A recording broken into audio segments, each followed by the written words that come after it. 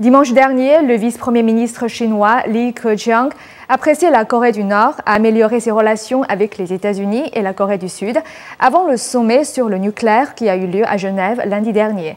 Li Keqiang a ensuite passé 3 jours en Corée du Nord avant de se rendre en Corée du Sud mercredi. Le but de sa visite était d'apaiser les tensions entre les deux parties de la péninsule coréenne.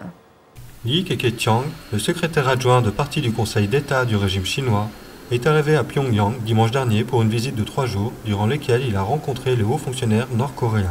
Li Keqiang a demandé au Premier ministre nord-coréen, Cho Yong-rem, d'apaiser les tensions avec la Corée du Sud et les États-Unis. La Corée du Nord a provoqué des tensions dans la région avec son programme d'armement nucléaire et ses tests de missiles. Il y a 2 ans, les négociateurs nord-coréens avaient quitté les discussions nucléaires dites des 6 parties. Ces 6 parties sont les États-Unis, la Corée du Nord, la Corée du Sud, le Japon, la Russie et la Chine.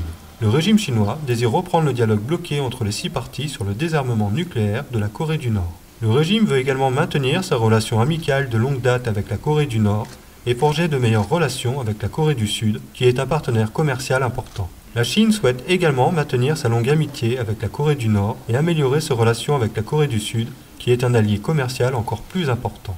La visite de 3 jours de Li Keqiang en Corée du Nord a été immédiatement suivie par une visite de 2 jours en Corée du Sud. Ces doubles visites montrent le soutien du régime chinois envers la Corée du Nord et sa volonté d'améliorer ses relations avec les deux Corées.